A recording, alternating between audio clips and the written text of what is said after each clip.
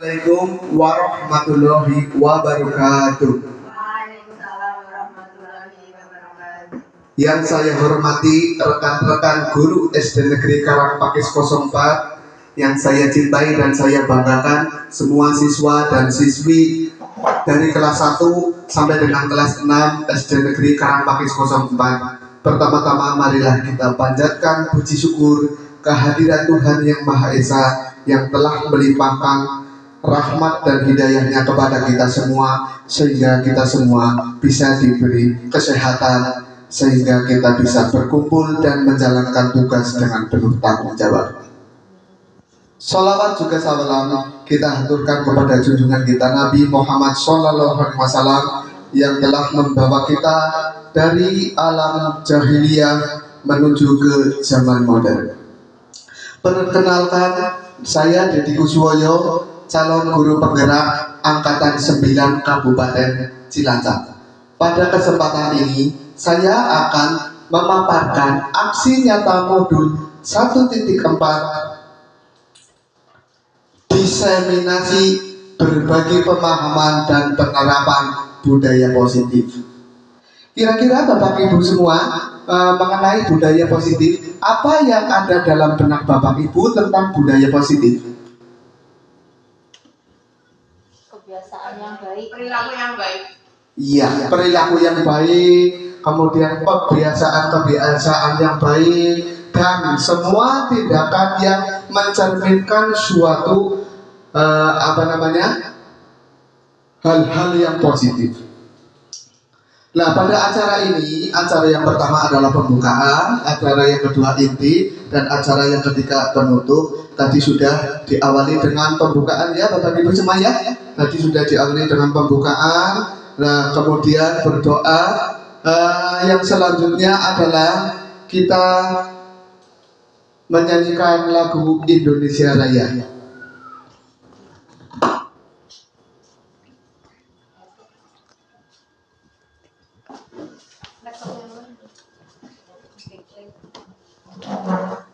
Hadirin dimohon berdiri.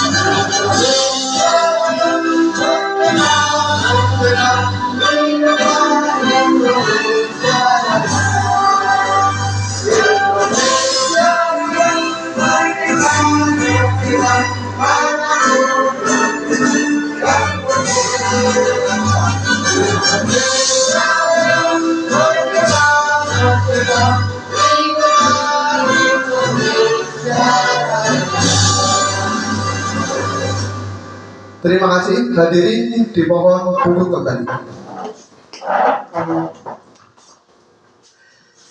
Tujuan dari kegiatan ini adalah terwujudnya budaya positif di SD Negeri Karangpakis 04, Kecamatan Nusawungu, Kabupaten Cilacap.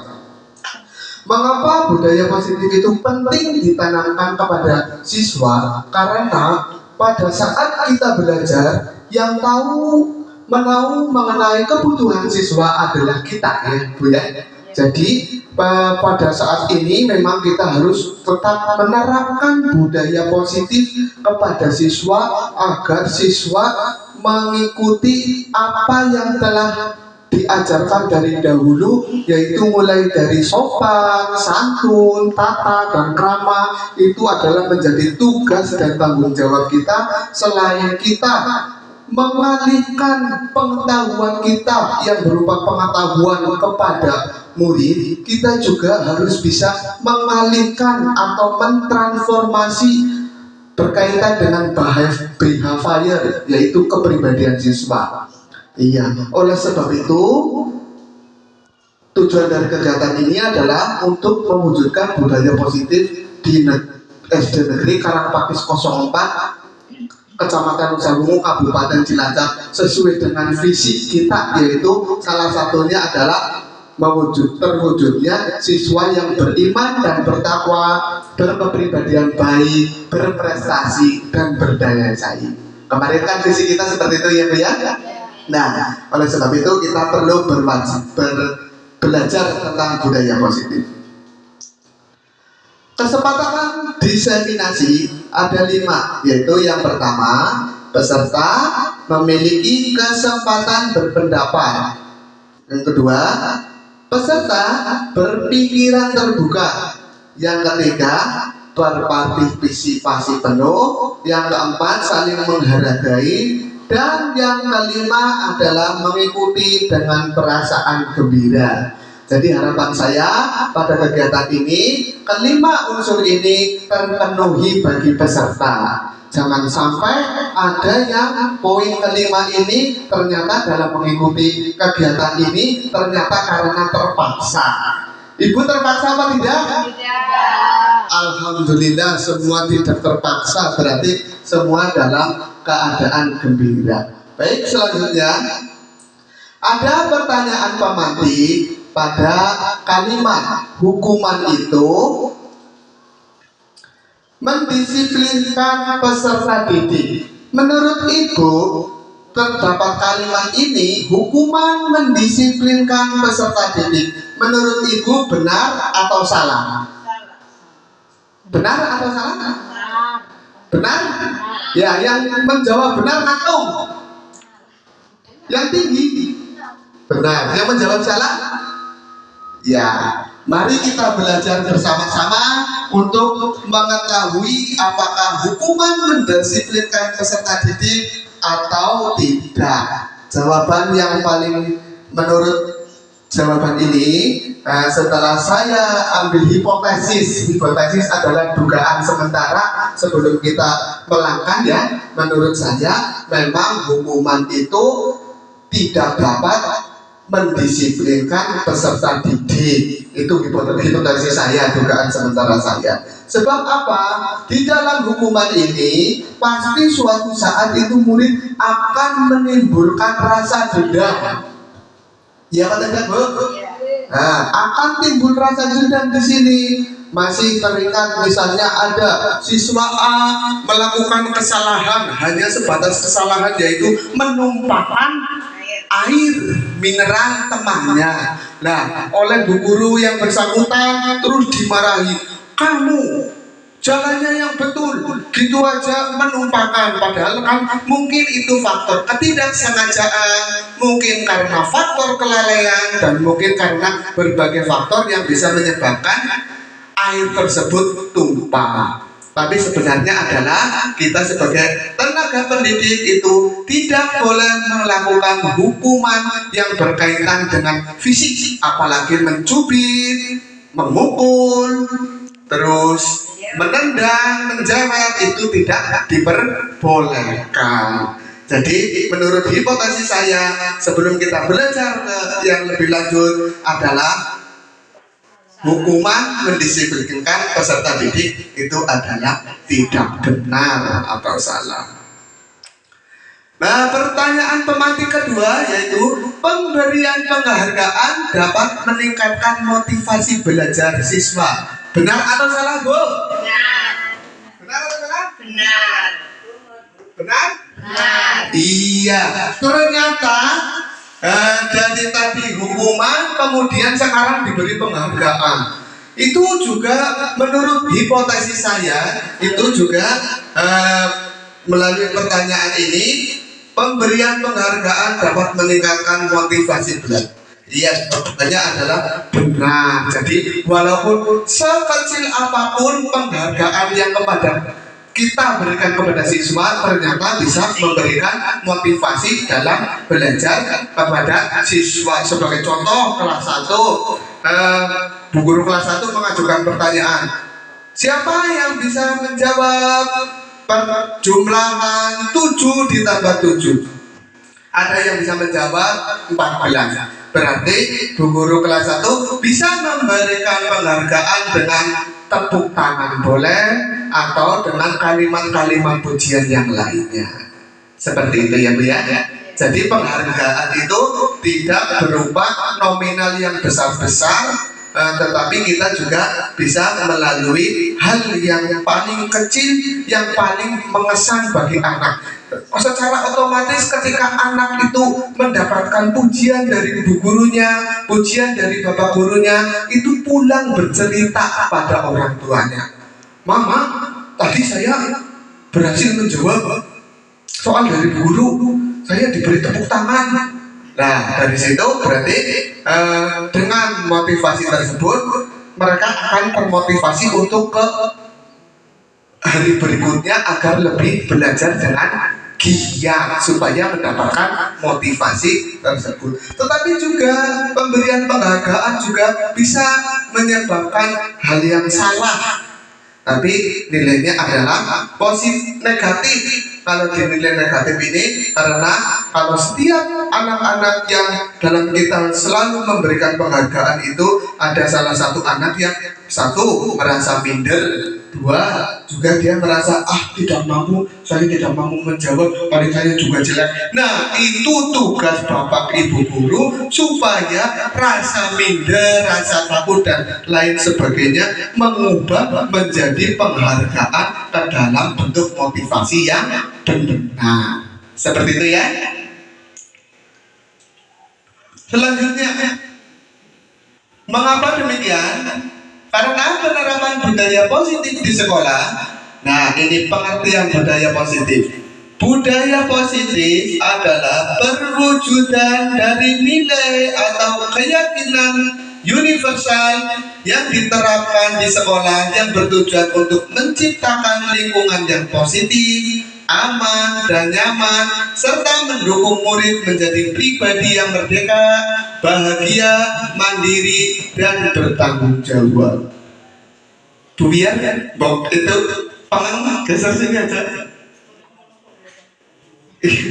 Iya, geser saja Bu, sini depan nggak apa-apa. Sini. Iya, karena sekarang kita sedang menciptakan kondisi yang ini, ya berkaitan dengan penerapan budaya positif, yaitu perwujudan dari nilai atau keyakinan universal yang diterapkan di sekolah yang bertujuan untuk menciptakan lingkungan yang positif, aman dan nyaman, serta mendukung menjadi murid yang merdeka, bahagia, mandiri, dan bertanggung jawab. Secara pengetahuan ini luas sekali lingkupnya. Jadi budaya positif tidak hanya kita memberikan kepada siswa memberi contoh, kalau mau lewat permisi, terus kalau mau masuk ke ruangan ketuk pintu assalamualaikum, terus kalau berbuat salah meminta maaf kepada yang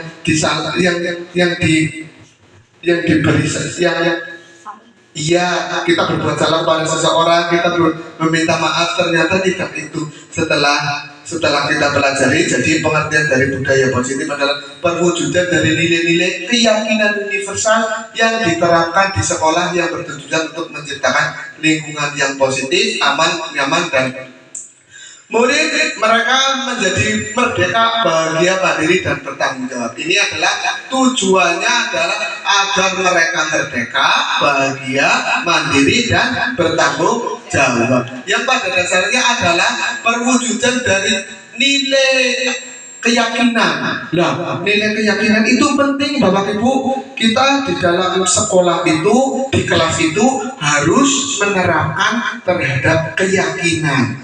Keyakinan yang ada di kelas itu namanya adalah keyakinan kelas. Ya, contoh dari keyakinan kelas itu, keyakinan kelas berbeda dengan peraturan. Kalau peraturan adalah semua bentuk kata atau tulisan yang apabila melanggar itu ada sanksinya. Tetapi kalau keyakinan kelas adalah merupakan kesepakatan bersama dalam satu kelas itu, yang apabila terjadi pelanggaran itu tidak diberi sanksi tapi diberi arahan. Itu namanya keyakinan kelas, supaya mereka kembali ke koridor yang tepat, seperti itu. Jadi tidak semua siswa dengan peraturan-peraturan kelas itu merasa takut, tapi dirubah dengan keyakinan yang ada di kelas tersebut itu supaya mereka menjadi lebih nyaman. Sebagai contoh, keyakinan kelas adalah membuat kesepakatan setiap hari Senin itu membuat regu piket. Berarti ada di situ keyakinan kelas berkaitan dengan kebersihan kelas. Kemudian ada yang setiap hari Selasa misalnya itu menggunakan seragam batik. Berarti keyakinan kelasnya mereka mendisiplinkan dalam bentuk hal berpakaian. Itu adalah keyakinan kelas yang harus kita laksanakan dan kita buat kepada siswa, agar siswa tidak merasa takut, istilahnya tidak merasa takut dengan apa yang namanya peraturan. Jadi kalau peraturan kan kalau dilanggar itu bisa sanksi, konsekuensinya sanksi. Tapi kalau keyakinan kelas adalah bentuk dari pelanggarannya itu yang melanggar keyakinan kelas namanya adalah konsekuensinya. Misalnya pada saat jam olahraga itu, ketika saya mengajarkan senam disuruh baris, itu banyak siswa yang tidak memperhatikan. Nah, itu sebenarnya saya juga tidak boleh menghukum, harus keyakinan kelas. Keyakinanmu apa dengan mengikuti senam? Itu adalah manfaat untuk diri kamu sendiri. Yang pertama melatih disiplin, yang kedua jelas untuk kesehatan.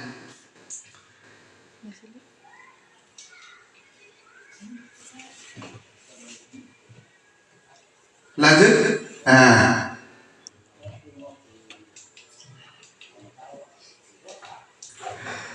berdasarkan filosofi Ki Hajar Dewantara, mengumpamakan sekolah itu sebagai sebuah ladang tempat persemaian bibit agar bibit bisa berkembang secara maksimal, maka petani dapat memperbaiki kondisi tanah, memelihara bibit tanaman, memberi pupuk dan air, membasmi ulat-ulat atau jamur-jamur yang mengganggu hidup bibit tanaman dan lain sebagainya. Nah, ternyata Bapak Ki Hajar Dewantara itu sebagai bapak pendidikan kita itu mengumpamakan dunia pendidikan itu sebagai petani. Sebagai petani, di mana titik poinnya akhirnya adalah ketika kita sudah menyampaikan apa ilmu-ilmu kita yang tersampaikan kepada siswa, itu kita bisa memanennya.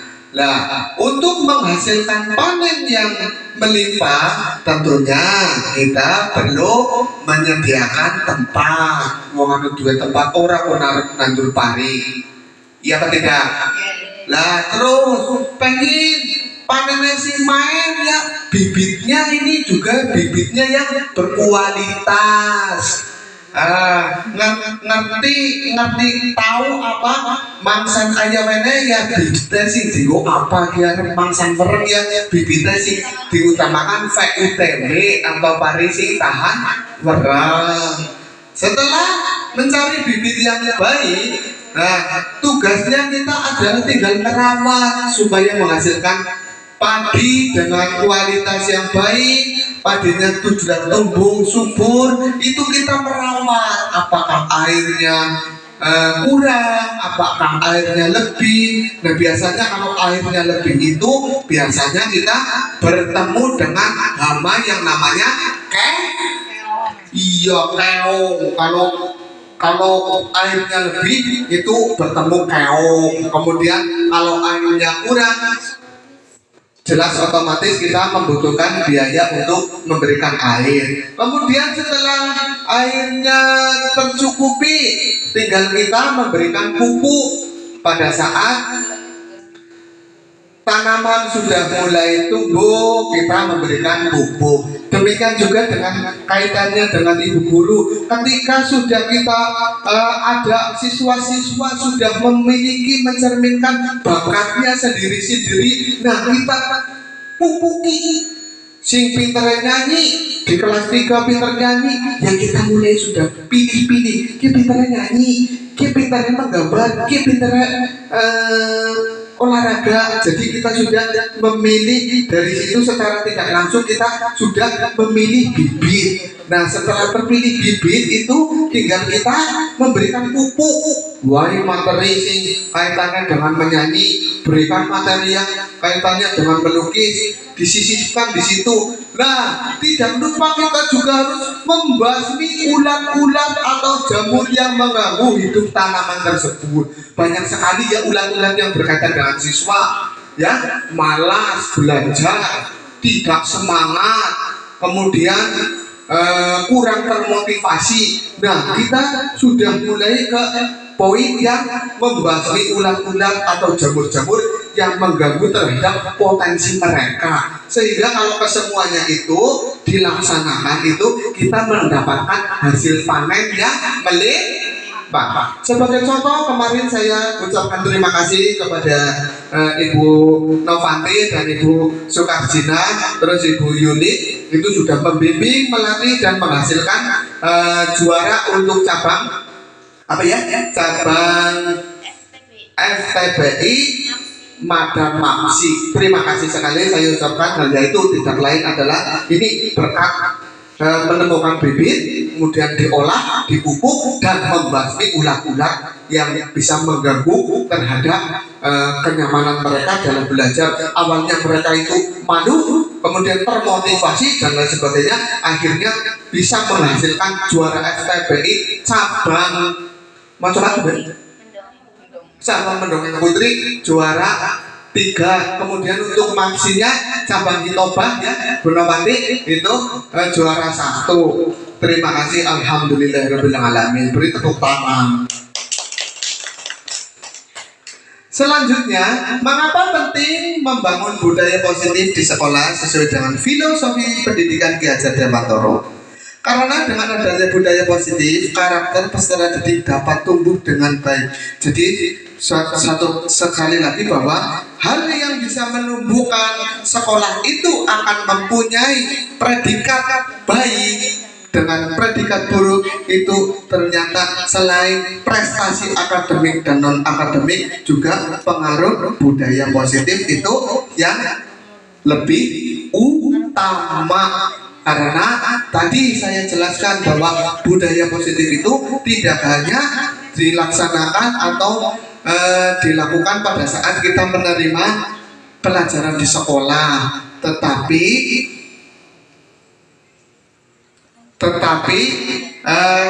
setelah kita selesai menimba dunia sekolah, juga kita harus bisa menerapkan budaya-budaya positif tersebut, yang tidak lain adalah untuk pahala bagi kita, ya Bu ya. Penerapan budaya positif di sekolah ada 6 poin, yaitu yang pertama disiplin positif dan nilai kebajikan universal. Yang kedua teori motivasi, hukuman, penghargaan dan restitusi. Yang ketiga keyakinan kelak. Yang keempat kebutuhan dasar manusia. Yang kelima 5 posisi kontrol. Yang keenam segitiga restitusi. Ternyata penerapannya di lingkungan sekolah itu ada 6 sub. Iya, mulai dari disiplin positif, teori motivasi, keyakinan kelas, kebutuhan dasar manusia, dan 5 posisi kontrol, ada juga segitiga restitusi. Disiplin positif dan nilai kebajikan. Apa itu disiplin? Disiplin apa, Ibu? Taat peraturan, tertib. Ya, apa, Bu? taat sama aturan. Ya. Kenapa nih, Bu? Melaksanakan tugas guru dengan baik. Ya, itu pengertian disiplin ya. Taat kepada peraturan, melaksanakan tugas dengan baik, itu disiplin. Intinya disiplin adalah sesuai dengan aturan-aturan yang ada. Apakah itu benar? Kita buktikan. Nah, ternyata disiplin itu adalah berasal dari bahasa Latin yaitu disiplina, yang artinya belajar. Jadi disiplin itu ternyata artinya belajar ya, belajar. Jadi belajar kontrol diri dengan menggali potensi yang agar tercapai tujuan mulia apa yang dia hargai. Nah, itu disiplin positif ternyata adalah bentuk belajar kita agar tercapai suatu tujuan mulia yang sangat dihargai. Memang pada kenyataannya secara garis besar disiplin itu adalah patuh terhadap aturan, patuh terhadap semua aturannya. Memang benar, disiplin tidak lain tujuannya adalah untuk mematuhi aturannya, tidak untuk melanggar, itu disiplin.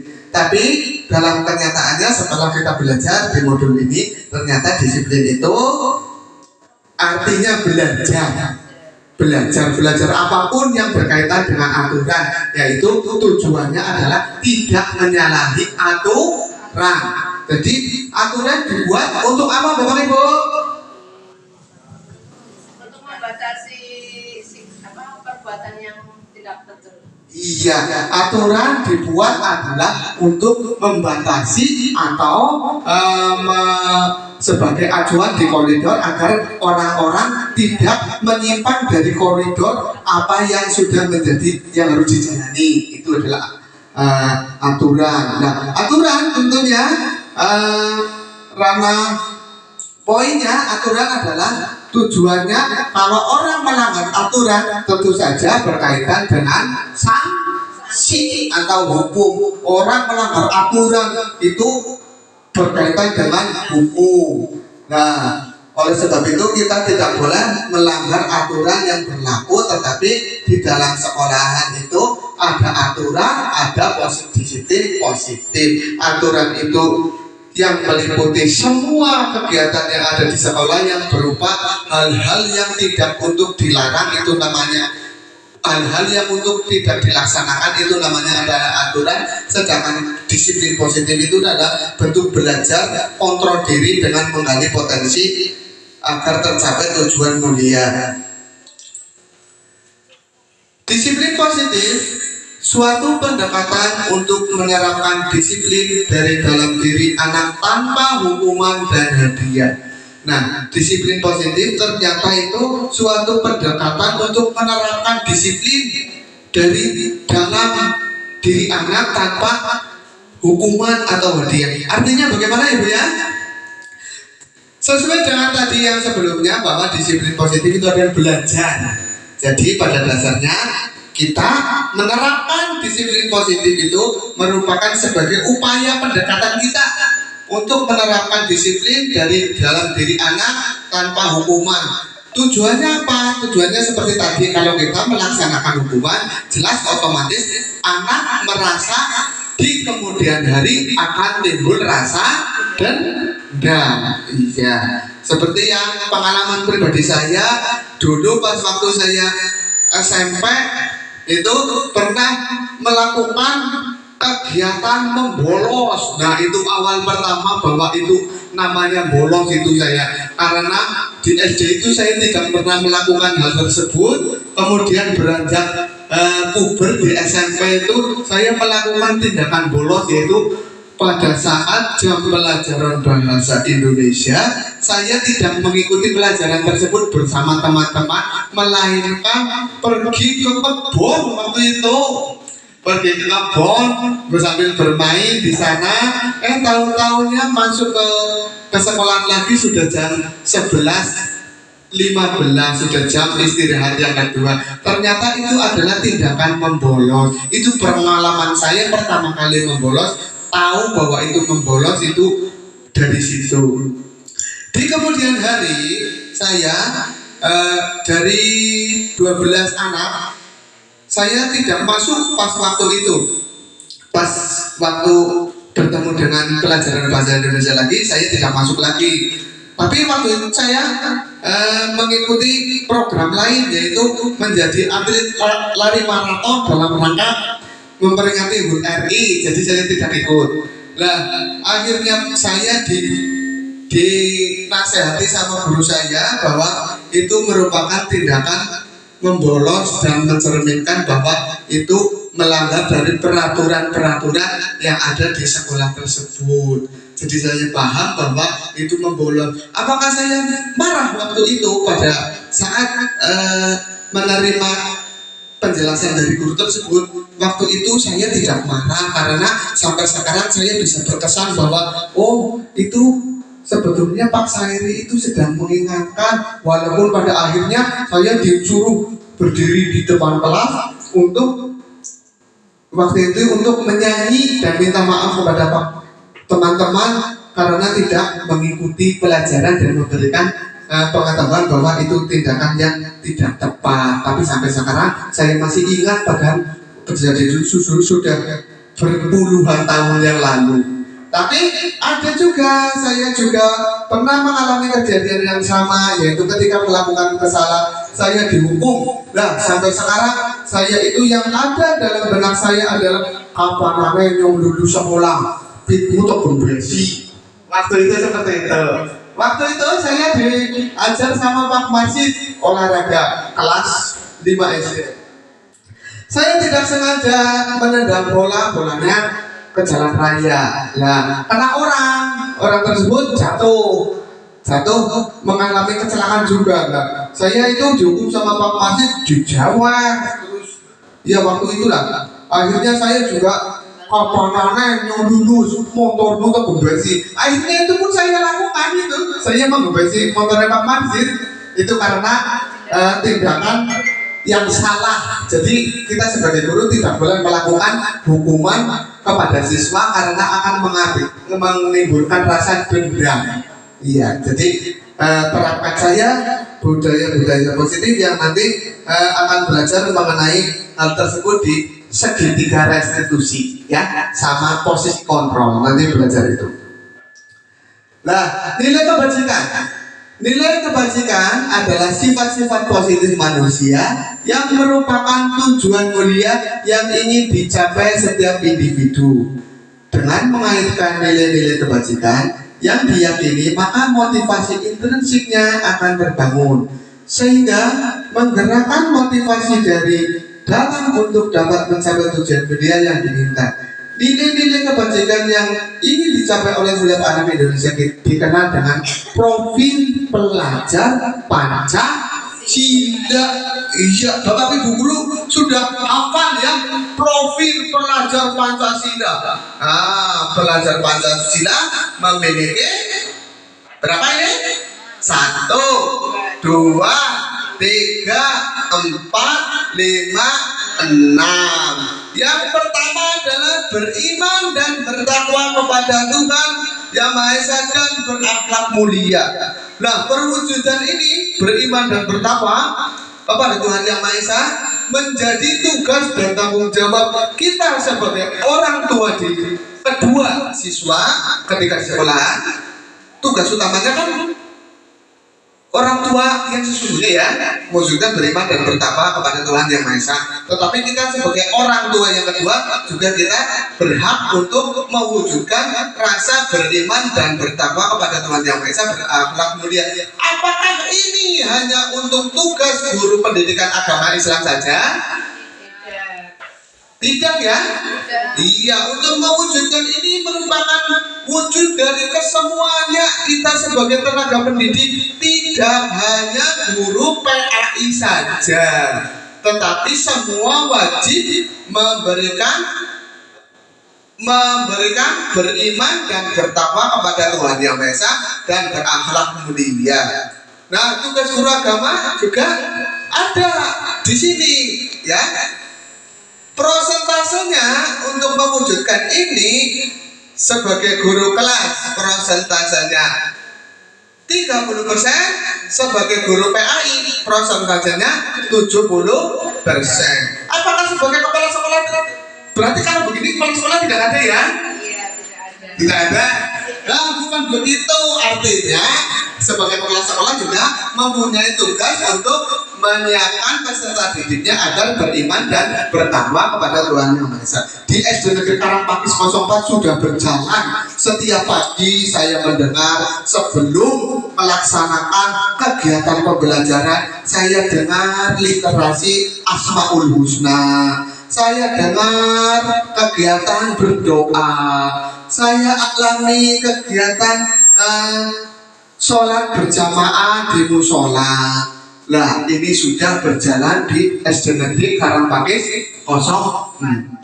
Semoga kegiatan ini tidak hanya dijalankan pada saat waktu ini, tetapi akan secara berkelanjutan sampai akhir hayat. Pokoknya intinya wujud dari beriman dan bertakwa kepada Tuhan Yang Maha Esa luas. Kemudian yang kedua adalah poin mandiri. Nilai kebajikan yang kedua, profil pelajar Pancasila adalah mandiri. Kemarin untuk SD Negeri Karangpakis 04 itu nilai kemandiriannya itu banyak sekali. Ternyata anak-anak itu semua sudah memiliki nilai kemandirian, baik yang kelas 1, kelas 2, kelas 3, kelas 4, sampai kelas 6. Wujud dari nilai kemandirian itu tidak hanya anak berangkat sekolah terus berani ditinggal oleh orang tuanya khususnya kelas 1. Tidak hanya itu, ternyata kemandirian itu mulai dari mereka diberikan tugas dengan penuh rasa tanggung jawab, bisa mengerjakan sendiri tanpa bantuan orang lain. Terus bisa juga kemandirian diwujudkan dalam bentuk penanamannya ketika diberikan, selain tugas, diberikan rasa kepada anak tersebut bahwa kamu harus mandiri mulai dari hidup. Mandiri itu banyak cakupannya, mulai dari lingkup menggunakan pakaian sendiri, kemudian lingkup belajar sendiri. Itu nilai mandiri itu meliputi berbagai hal. Kemudian di sekolah kita juga sudah menerapkan bernalar kritis. Ternyata siswa-siswa di SD Negeri Karangpakis 04 itu banyak yang bernalar kritis. Ibu pernah mengalami mereka bernalar kritis? Pernah? Pernah? Iya. Sebagai contoh, saya ketika akan mengajarkan pelajaran PJOK itu, ketika saya baru datang naik motor itu masih ditumpangi. Itu mereka sudah bersalaman-salaman dan menanyakan, olahraga hari ini apa Pak? Itu kan berarti sudah mempunyai mereka bernalar kritis, artinya motivasi yang tinggi untuk mengikuti pelajaran PJOK, walaupun hanya sebatas perkataan. Pelajaran PJOK, olahraganya hari ini apa Pak?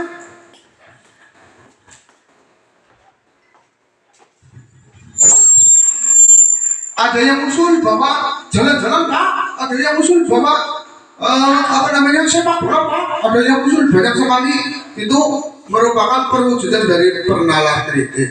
Kemudian yang berikutnya adalah kreatif. Mereka juga siswa kita sudah kreatif ya Bu, sudah kreatif, sudah semuanya kreatif, mulai dari cara belajar, mulai dari cara mengerjakan tugas dan lain sebagainya.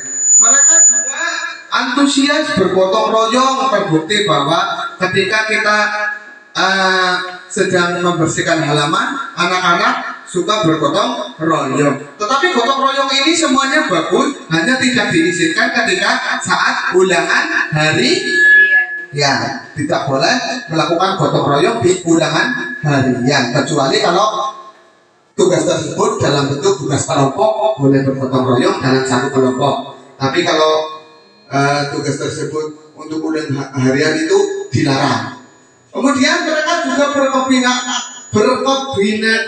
global, dalam arti itu mereka mempunyai latar belakang sendiri-sendiri yang berbeda-beda. Ada yang tingkat pemahamannya baik, ada yang tingkat pemahamannya hebat, ada pula yang tingkat pemahamannya kurang. Lah itu dari kebinekaan global tidak hanya adat istiadat, tetapi dalam arti di sini adalah berkebinekaan global itu semua yang ada di sekolah itu, semua siswa memiliki berbeda-beda karakteristik.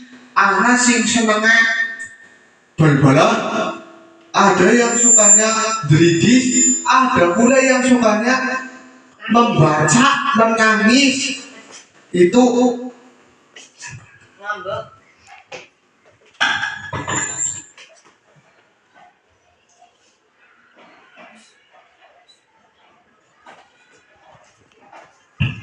Ada yang suka, ya, dari kebenaran tersebut menjadi kita jadi tahu apa ini siswa yang kebutuhannya untuk diajar diklasifikasikan sendiri-sendiri, sehingga membentuk suatu kelas itu yang berlatar belakang dari berkebinekaan global ini. Jadi berkebinekaan global itu tidak hanya berkaitan dengan apa namanya kondisi fisik, keturunan dan lain sebagainya, tetapi yang dimaksud berkebinekaan global adalah semua dari kebutuhan siswa itu berbeda-beda, ya Bu. Yang selanjutnya adalah di sini ada tangan. Menurut ibu-ibu, ini tangan ini untuk apa? Untuk apa? Iya, tangan ini menggenggam. Ada A dan B, Anda dan teman Anda. Sebagai contoh, sobeklah secari kertas kecil, tuliskan benda atau sesuatu yang sangat berharga untuk Anda. Letakkan di salah satu tangan Anda dan genggam benda tersebut dengan segala daya. Buatlah sebuah kepalan. Teman Anda akan mencoba membuka kepalan tangan Anda dengan berbagai cara, bisa membujuk, mengancam, menghardik, merayu, menyuap, apa saja agar dapat membuka kepalan Anda. Kira-kira apa yang terjadi dengan kalau ibu mengalami hal tersebut? Misalnya ibu ya, ini di tangan ibu itu ada benda yang sangat berharga sekali menurut ibu. Lah ada beberapa yang menginginkan untuk pakai jadi sih benar apa? Apakah ibu memberikan membuka genggaman tangan ibu atau tidak? Tidak. Alasannya kenapa? Untuk mempertahankan, karena itu bersifat pribadi, ya. Ya memang betul. Jadi segala bentuk apapun yang bersifat pribadi pada diri kita itu kita tidak boleh membukanya pada siapa saja, karena itu merupakan sifat pribadi kita, ya.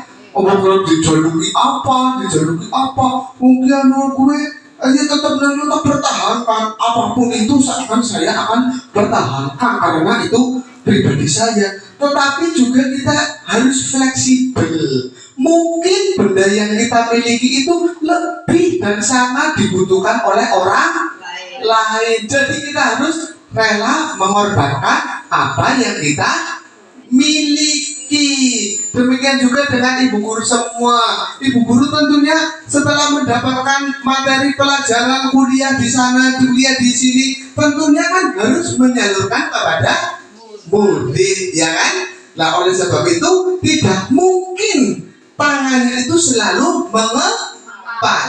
Jadi ketika kita dengan pengertian kepalan tangan ini, kita harus fleksibel, di mana kita harus bisa mengepal tanpa orang lain membuka mengetahuinya. Kapan kita bisa membuka untuk mengetahui apa yang orang lain butuhkan? Misalnya sebagai contoh banyak sekali, ya. Tadi saya gambarannya adalah perkuliahan. perkuliahan kita tidak akan lah nulis kuliah pesan-pesan kon gunalur namung wong kaya kenal dora. Nah, itu tidak boleh. Tetapi kita sadar bahwa apa ilmu yang kita miliki itu akan bermanfaat kepada orang lain dan merupakan salah satu pahala yang mengalir ya Mbak Mufati. Iya, salah satu pahala yang mengalir. Jadi ini menurut penjelasannya adalah dengan apa yang dimiliki kita, kita juga harus rela berkorban. Iya. Misalnya anu motor sisi netok, tinggal ngalor itu nggak mulai yang menyambut gawe. Oh dijaluk neng wong, ya. Bu, motornya buat saya boleh. Ya nggak boleh, saya motornya satu tok. Memang secara itu iya ya, secara teori. Tapi saya sangat membutuhkan. Kan akhirnya ya tetap orang dimakan lah ya. Orang bebek nah, itu yang sebesar itu kita harus fleksibel. Artinya kita harus tetap menggenggam. Nah motor-motor diku kalau nggak kena nyokon pelaku, kalau dari kawannya bojone itu kita harus menggenggam. Tapi lain halnya kalau bu mereka duit padahal duit jenengan gue mung 1.000 misalnya ya, mung 1.000 aku nyelang lah kayak anakku meriang bapaknya orang bisa kerja lagi meriang juga anakku meriangnya panas itu juga dari dokter. Nah kita sebagai pemegang uang 100.000 itu apakah kita tetap kokoh? Apakah kita fleksibel?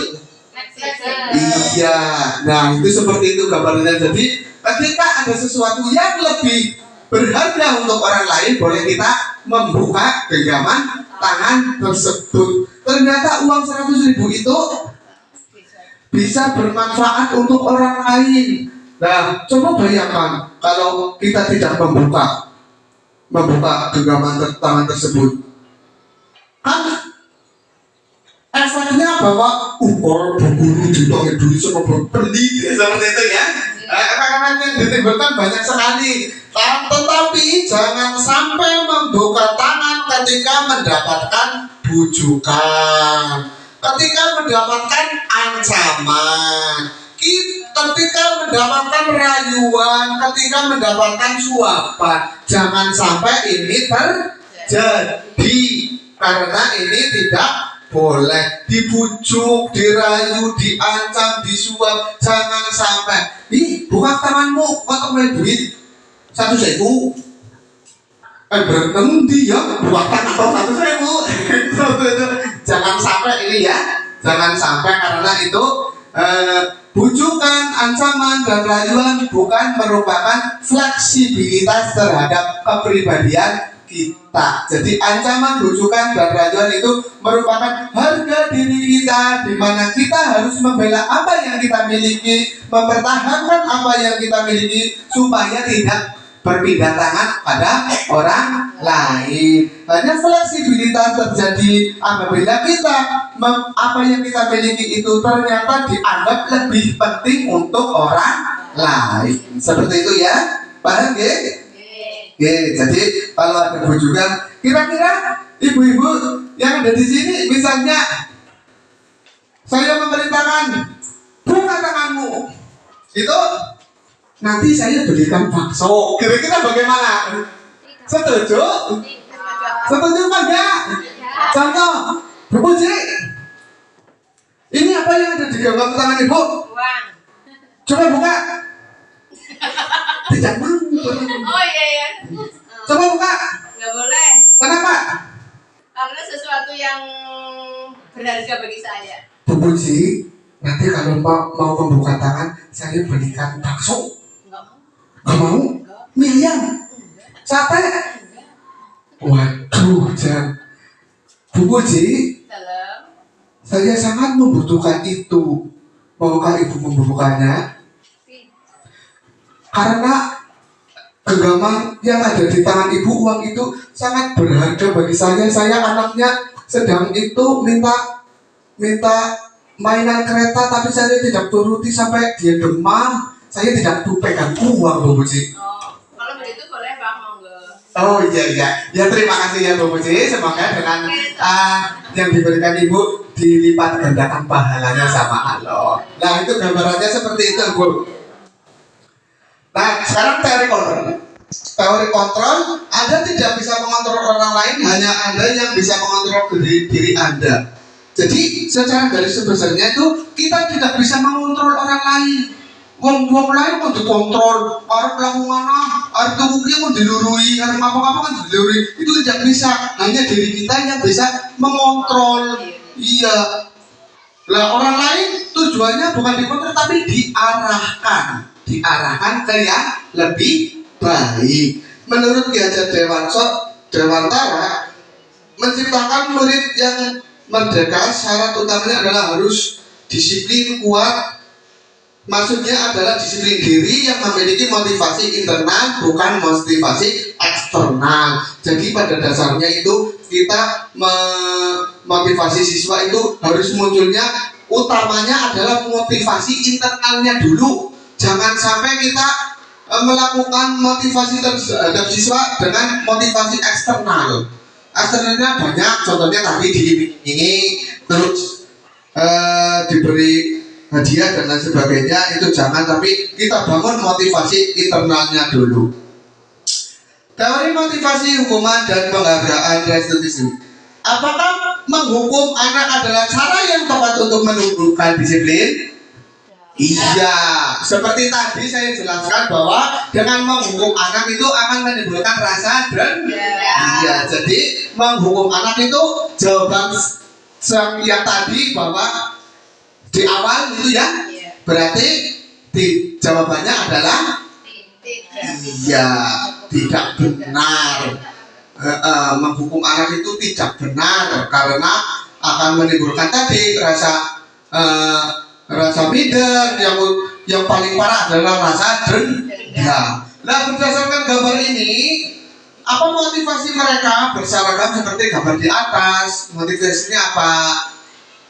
Salah satunya adalah untuk menjadi penilaian bertambah agar juara. Jadi termotivasi menggunakan ini. Kenapa tidak pakai baju yang lain?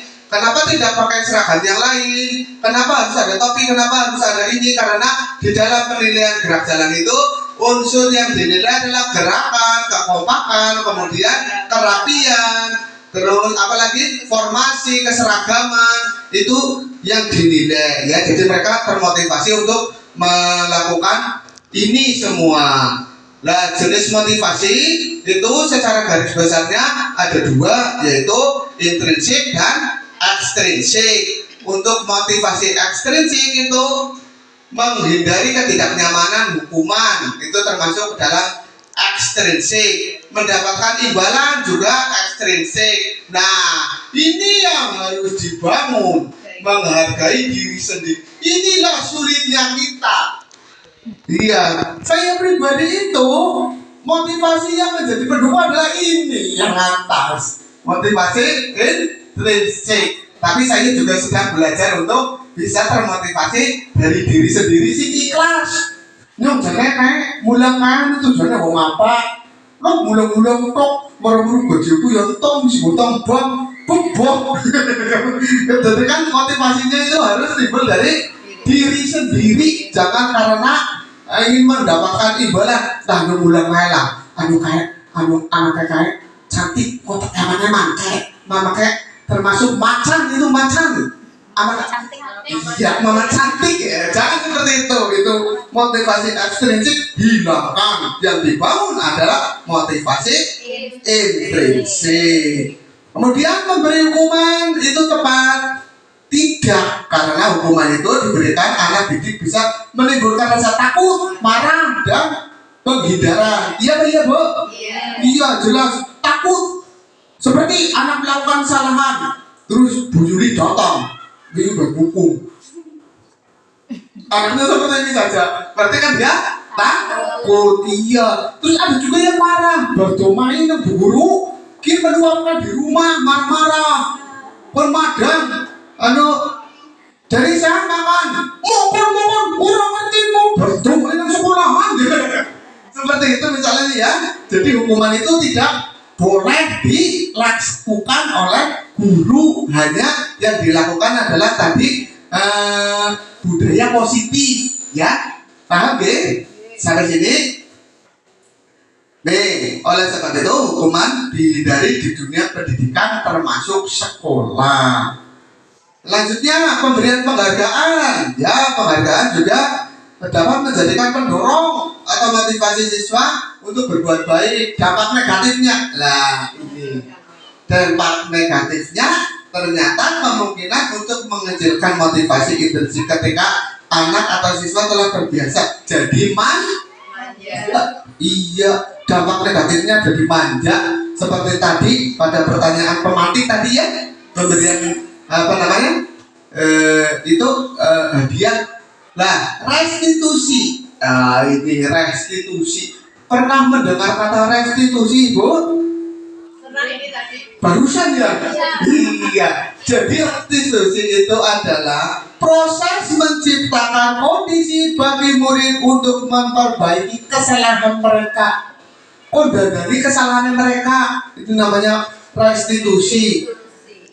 Merupakan proses kolaboratif yang mengajarkan murid untuk mencari solusi untuk masalah mereka dan membantu murid berpikir tentang orang seperti apa yang mereka ingin.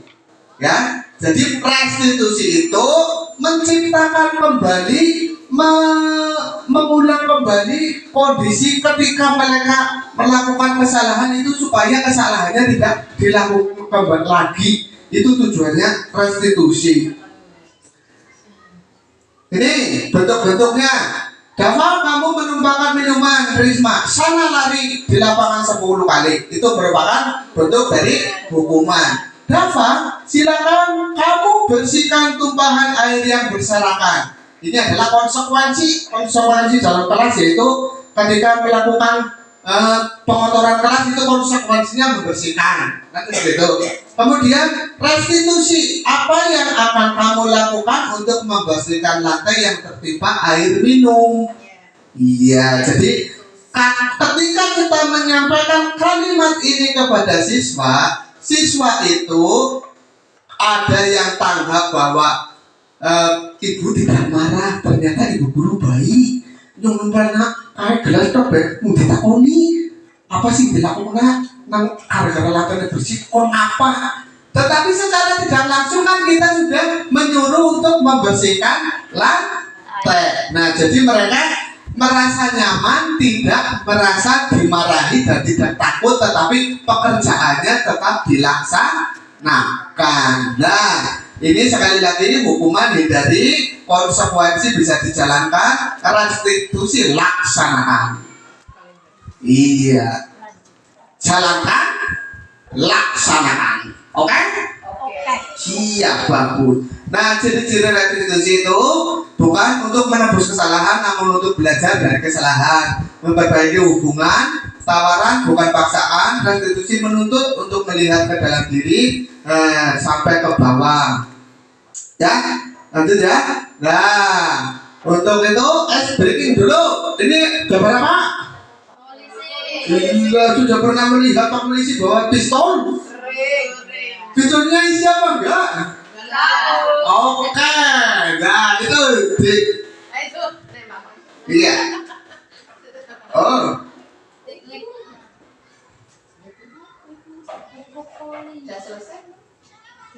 Belum. Mari kita lakukan tepuk Pak Polisi. Ayo teruskan. Ambil pistol, isi pelor, tembak. Ambil pistol, isi pelor, tembak, dor. Nah itu refleksinya seperti itu. Biar tepuk, namanya tepuk Pak Polisi. Jadi Pak Polisi ketika mengalami penjahat itu, tindakan pertamanya adalah mengambil pistol. Tapi polisi pistolnya kadang-kadang pernah dikawal. Mengapa perlu keyakinan kelas? Seperti tadi dijelaskan bahwa keyakinan kelas adalah nilai-nilai universal yang disepakati tanpa ada paksaan dan diyakini bersama dan dilaksanakan. Oleh sebab itu, keyakinan kelas itu penting, ya, Bang Bu. Jadi keyakinan kelas itu bentuk lain dari peraturan kelas. Hanya peraturan itu kaitannya dengan sanksi, kalau keyakinan kelas kaitannya dengan restitusi. Ya, restitusi. Pada sisi nih hanya sang sama res. Kegiatan keyakinan kelas yang sudah saya lakukan ini contohnya adalah ketika saat pembelajaran PJOK memunculkan peraturan-peraturan yang perlu ditaati di pada kelas. Di antaranya adalah berbaris 4 bersab itu pada saat saya ya baris 4 bersab, kemudian lakukan pembelajaran, ikuti pembelajaran dengan nyaman, dengan penuh hati, dengan asik dan gembira. Itu keyakinan peraturannya. Kemudian bagaimana cara mengubah peraturan ke kalimat positif? Nah, dari kalimat-kalimat tersebut kita ubah keyakinan kelas yang kita buat. Apa konsekuensinya kalau kamu misalnya terlambat dalam mengikuti pelajaran PJOK? Apa konsekuensinya kalau kamu main sendiri ketika Pak Guru ngajarkan? Nah, itu bentuknya seperti itu dalam kegiatan. Nah, ini testimoni. Ya. Nah, itu kebutuhan dasar manusia. Pada dasarnya ada berapa? Ada berapa? Ada 5, Ibu. Yang pertama adalah bertahan hidup. Yang kedua setelah bertahan hidup kita mendapatkan kasih sayang. Yang ketiga mendapatkan kesenangan, kebebasan dan penguasaan. Berdasarkan diagram ini kita dapat bercerita mengenai dalam dunia pendidikan. Beragam-agamnya kebutuhan bertahan hidup banyak sekali. Makan, minum, transportasi, ekonomi dan lain sebagainya ya. Tempat tinggal itu bertahan hidup yang wajib dimiliki oleh semua orang. Apakah keempatnya tidak wajib dimiliki? Keempatnya pun wajib dimiliki. Wis juga tempat tinggal, bisa makan, bisa minum. Ternyata rumah tangganya padu baik. Ya, iya enggak? Rumah tangganya padu baik. Wis juga rumah belum. Sih dia harus juga mendapatkan kasih sayang dan rasa diterima. Apa dampaknya kalau tidak ada kasih sayang bagi seorang anak? Dampaknya mereka adalah menjadi korban broken. Iya, broken home pasien. Jangan sampai ada yang menjadi broken home. Dampak lain anak tersebut otomatis menjadi minder. Iya apa enggak? Iya, minder terus harus pengapa-ngapa berat seperti kita ketahui itu. Di sini ada yang minder itu kelas berapa ya? Sing kayak kelas 5 mungkin. Bukan yang Rizky. Iya. Nah, itu kita supaya mungkin mereka di rumah belum tidak mendapatkan kasih sayang. Nah, kita sebagai orang tua kedua berusaha untuk memberikan kasih sayang pada orang tersebut. Kesenangan juga merupakan kebutuhan dasar manusia. Mau seneng gue kebutuhan dasar manusia. Orang susah tapi seneng terus. Jangan sampai sedih. Iya, ini kesenangan kebutuhan dasar. Hal yang paling menyenangkan di antara 1, 2 ini juga poin yang paling utama. Wis dikasih sayang, otomatis akan merasa senang. Ya apa enggak? Di rumah ada yang memperhatikan, di sekolah ada yang memperhatikan. Jadi ketika diberi tugas dia merasa senang. Nang gurune nang sekolah diperhatikan apa itu tugas, nang umah diperhatikan gunek. Ada PR apa tidak? Ada, sehingga dia timbul rasa senang untuk melakukan tugas tersebut. Kemudian yang warna kuning bebas. Nah, dalam arti bebas apa? Bahwa butuh orang hidup itu butuh kebebasan berpendapat, kebebasan dan lain sebagainya. Itu termasuk kebebasan. Dalam arti kebebasan jangan sampai diartikan dengan kebablasan. Kan istilahnya bebas gue kaitannya kan bablas. Ya apa enggak? Jadi bebas jangan sampai bablas. Paham? Nah, terus penguasaan. Nah, di dalam suatu kelas ini juga berkaitan dengan siswa ada penguasaan. Maksud apa tidak kalimat ini? Penguasaan. Sebagai contoh, ada salah satu siswa yang menjadi ketua kelas. Di situ karena dia jabatannya sebagai ketua kelas, dia berkuasa atas kelasnya. Sehingga ketika dia mengerjakan tugas PR, dia nyontok, hei tugasmu sampai belum? Wih, nyontok. Nah itu merasa dia sebagai penguasa. Nah ini untuk anak SD ini jarang terjadi, tapi di tingkatan SMP SMA ini saya pernah mengalami. Karena saya dulu kecil-kecil begini termasuk penguasa sing bukan ketua kelas tapi penguasa sing ngawur-ngawur. Nanti iya, tugasmu sampai ngomong, nyontok, ojo, wah, ngomong pelit, protokol seperti itu. Karena dia sudah merasa berkuasa di kelas itu sehingga menindas teman-temannya. Tapi hal yang seperti itu harus dihindarkan. Penguasaan dalam arti kita harus bisa menguasai kelas tanpa ada hal-hal yang negatif. Hal-hal positif yang ditanamkan dalam penguasaan kelas. Ada seorang teman yang belum mengerjakan tugas, kita bantu mengerjakan. Ya, bukan sebaliknya. Yang tugasmu nyunggarap nak. Gimana yang ketua kelas, ketua geng, mana problem? Betul banget. Tunggu kita coba. Itu pernah saya alami, Bu. Waktu di masih sekolah SMA, dan saya pelakunya. Saya bukan korbannya, tapi saya pelakunya.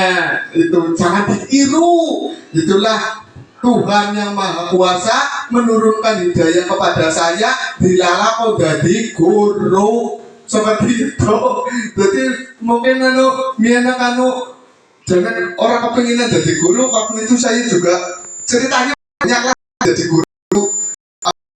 Ini itu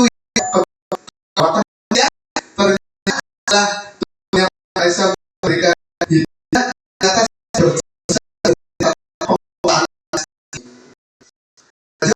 nah ini posisi yang ada 5. 1. Pemberi hukuman. 2. Friend. 3. Pembuat merasa bersalah. 4. Pemantau. Dan 5. Manajer. Menurut Ibu, posisi mana yang sering Anda lakukan? Pasti ini. Iya enggak? Ini bisa juga tidak ada. Nah, yang ini hindari, memberi hukum hindari. Tapi kita bersifat sebagai teman. Nah, karena bocah sing salah ya dikandani di sini. Taman. Seperti contoh kemarin ya pas lagi kejadiannya Febri lah kayak apa itu ya, boleh mengerjakan ya sebagai teman, tidak sebagai penghukum. Wih, orang makan baik, ngetuh sama orang sekolah. Kan bukan seperti itu kemarin ya. Bukan seperti itu.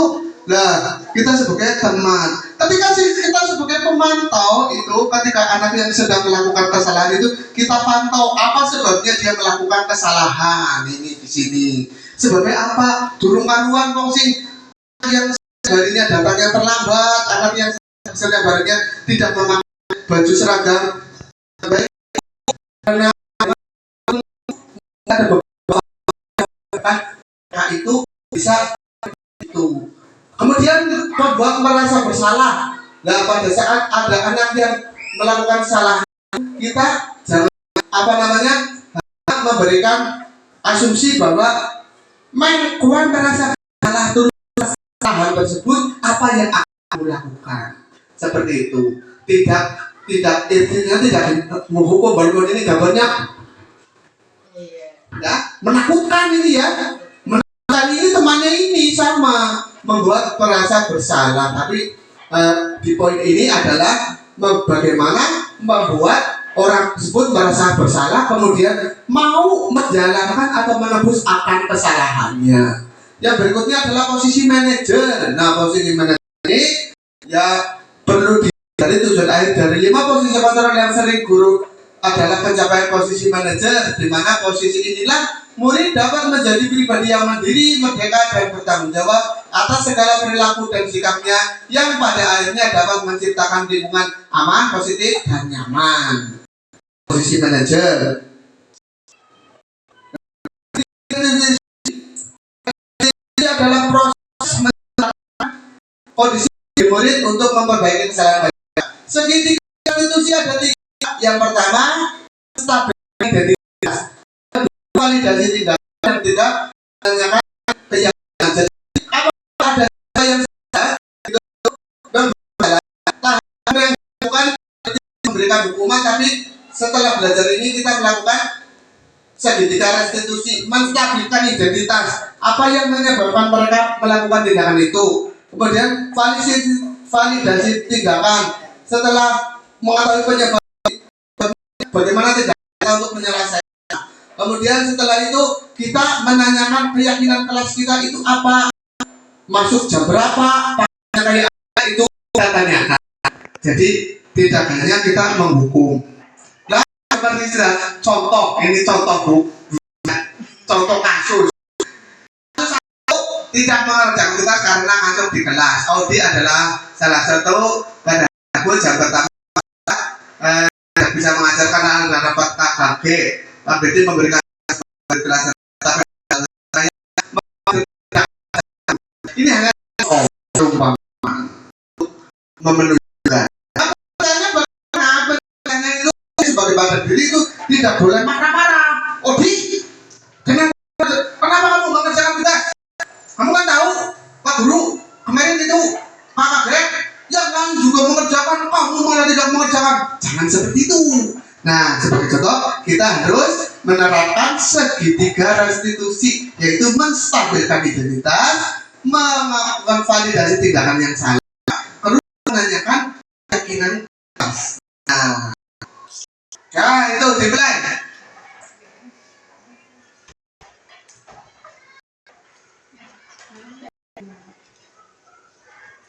Selamat pagi, Odi. Bagaimana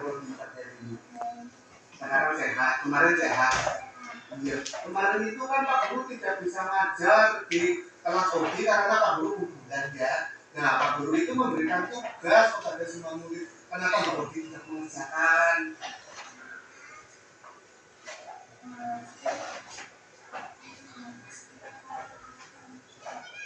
Begitu ya. Lain kali itu kalau jadi anak itu ya jangan suka main HP, boleh yang tugasnya adalah belajar, sehingga ketika di sekolah itu tidak terasa ngantuk, bersemangat dan bisa mengerjakan tugas. Pak Odi bersedia merubah itu?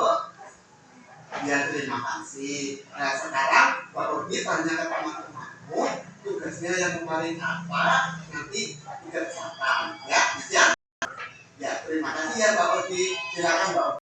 Nah, tindakan tersebut saya mengerjakan identitas. Kenapa dia tidak mengerjakan tugas? Langsung tidak marahi. Terus validasi tindakan yang salah itu tidak memberikan hukuman, tapi menanyakan kepada temanmu untuk tugasnya apa, sehingga si Odi bisa mengumpulkan tugas, terus menanyakan keyakinan kelasnya bahwa tugas itu harus tepat waktu. Itu seperti itu ya. Tapi kadang kalau kalau budaya itu tujuannya sih sangat mulia, sangat bagus, tidak boleh ada yang siswa yang tersakiti. Tetapi dengan pendidikan ini yang merupakan ini adalah tantangan kita ya.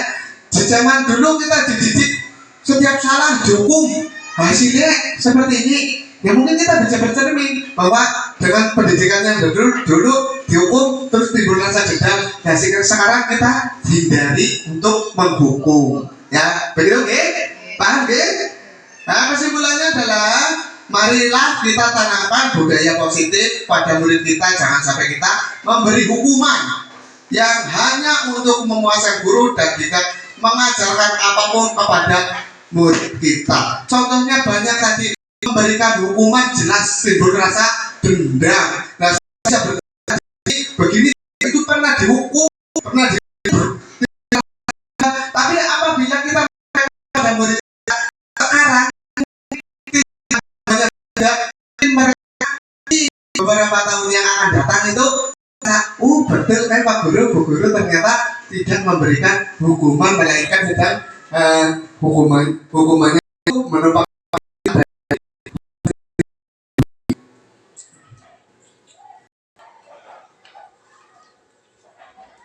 Refleksi, bagaimana perasaan ibu bapak setelah mempelajari kegiatan ini? Senang.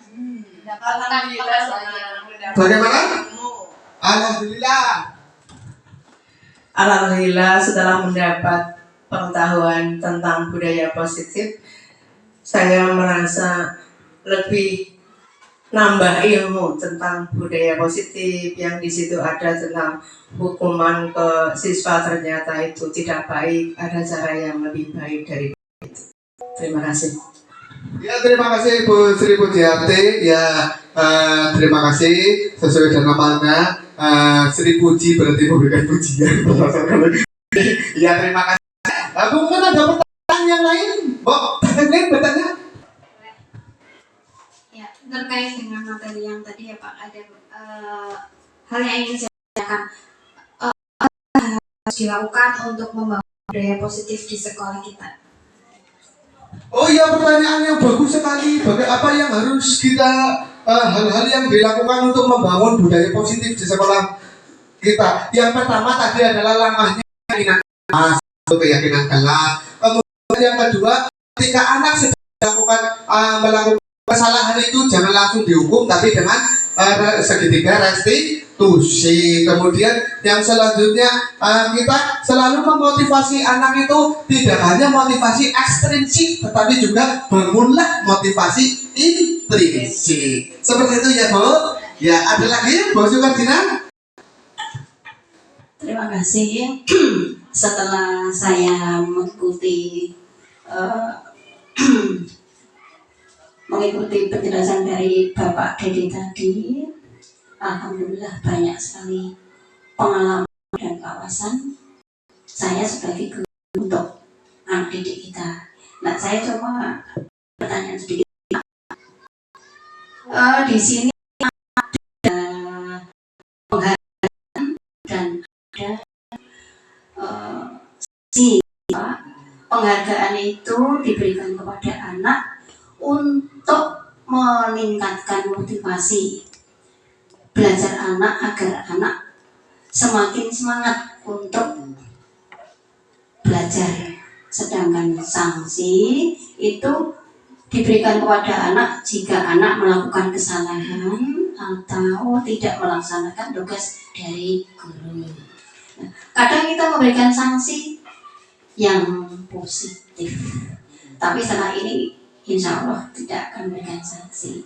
Nah, pertanyaan saya cuma sedikit Pak, apa dampak dari sanksi yang diberikan guru meskipun sanksi itu bersifat positif? Demikian Pak, terima kasih.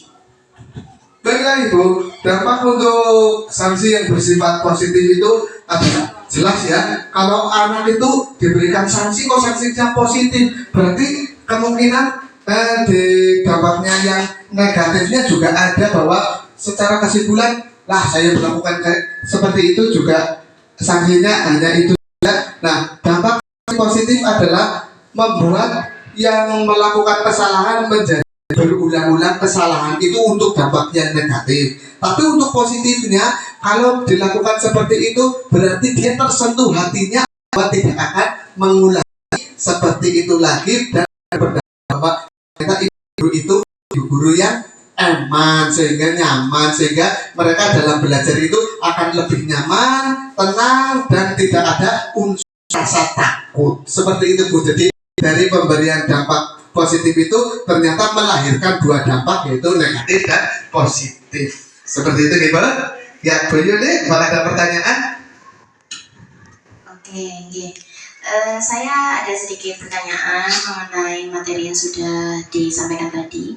Dalam pembahasan kan dibicarakan bahwa hukuman itu tidak efektif ya Pak ya, karena akan menimbulkan dendam dari siswa. Nah, yang ingin saya tanyakan, lalu untuk mendisiplinkan anak itu bagaimana cara yang efektif dalam mendisiplinkan anak? Oh iya. Iya, seperti itu. Terima kasih yang bagus. Bagaimana cara untuk mendisiplinkan anak agar ya menimbulkan rasa dendam yang berkaitan dengan hukuman. Nah, memang hukuman itu tujuannya adalah untuk memberikan rasa jerat ya Bu ya. Jadi kalau berkaitan dengan pendisiplinan anak itu berkaitannya bukan dengan hukuman. Kalau hukuman itu berkaitan dengan peraturan, nah pendisiplinan anak itu berkaitan dengan bagaimana kita menerapkan budaya positif tersebut kepada anak, mulai dari apabila anak melakukan kesalahan, terus apabila anak yang tidak disiplin dalam berpakaian itu tidak langsung dihukum, melainkan kita harus tetap mencari tahu latar belakangnya apa yang menyebabkan hal itu terjadi. Jadi sekali lagi bahwa tindakan yang itu dilaksanakan harus berdasarkan budaya positif yang kita sampaikan. Gitu Bu? Ya. Kemudian Ya, terima kasih. Setelah mempelajari materi ini bersama Pak Haji, yang ingin saya tanyakan, bagaimana tindakan untuk menstabilkan identitas pada segi restitusi, Pak? ya, bagaimana tindakan untuk menstabilkan identitas pada segitiga restitusi. Jadi itu pada intinya adalah bagaimana kita menahan emosi diri kita, bagaimana kita menyampaikan kepada siswa agar siswa nyaman bahwa mereka atas perbuatan kesalahan mereka itu diterima oleh siswa. Jadi intinya untuk menstabilisikan kondisi itu berkaitan dengan tingkatan emosi kita, bagaimana kita untuk bisa mengarah ke membawa emosi kita agar tidak meluap, menstabilkan tindakan dengan menanyakan, kemudian mencari belakang, bujuk-bujuk marah, itu tindakan menstabilkan. Jadi ketika kita mengalami salah satu siswa yang tidak mengerjakan yang ada dalam benak pikiran kita kan marah ya, timbul rasa marah. Nah, kita hilangkan, stabilkan dulu rasa marah itu menjadi emosional kita, kontrol dulu, jangan sampai marah. Seperti itu Bu. Jadi menstabilkan tindakan itu berkaitan dengan tingkat emosi pada saat kita mengalami suatu permasalahan. Kira-kira begitu Bu? Ya, Ibu Namantai? Terima kasih yang bisa saya tanyakan kepada Pak Yudi. Sebagai guru, ketika kita mengalami siswa yang melakukan kesalahan, ini sebaiknya kita bertindak sebagai posisi kontrol apa? Karena menurut saya posisi kontrol yang tepat biasanya adalah memberi hukuman. Terima kasih. Oh, ya baik sekali. Ketika kita sebagai guru itu, mari kita renungkan kembali ke ini posisi kontrol. Kita kebanyakan itu sebagai penghukum ya, Bapak Ibu ya. Nah, sebaiknya kita dalam melakukan posisi kontrol untuk menghadapi siswa yang melakukan sekolah adalah karena anak itu butuhnya ya. Jadi alangkah baiknya untuk tingkatan sekolah dasar itu kita sebagai teman, ya posisinya kita dalam menerima kesalahan dari siswa itu sebagai teman, jangan sebagai yang lainnya, karena ini berdasarkan tingkatan. Mungkin ini kalau anak SD karakteristiknya adalah bermain. Jadi bermain kok membutuhkan teman, apa bermain sendiri kok tidak asik. Jadi sesuaikan dengan karakteristik tingkatan usia. SD tingkatannya bermain, karakteristiknya yang berarti sebagai teman. Ketika di tingkatan selanjutnya sebagai pemantau. Nah, ini ketika kita dalam dunia bekerja. Nah, ini misalnya ya, jenengan melakukan kesalahan, nyokap kedua orang itu dinding gawe mereka kerasa seperti itu. Nah itu ya, ini posisi saya di posisi itu juga iya bisa di. Nah, ibu-ibu punya anak di rumah, anaknya usianya SMP yang posisinya sebagai pemantau, yang anaknya sudah bekerja dia sebagai membuat merasa bersalah karena pola pikirnya sudah berbeda. Iya, kira-kira itu yang dapat saya sampaikan. Ada yang belum paham, apakah mau dengan pertanyaan lagi? Alhamdulillah paham. Alhamdulillah.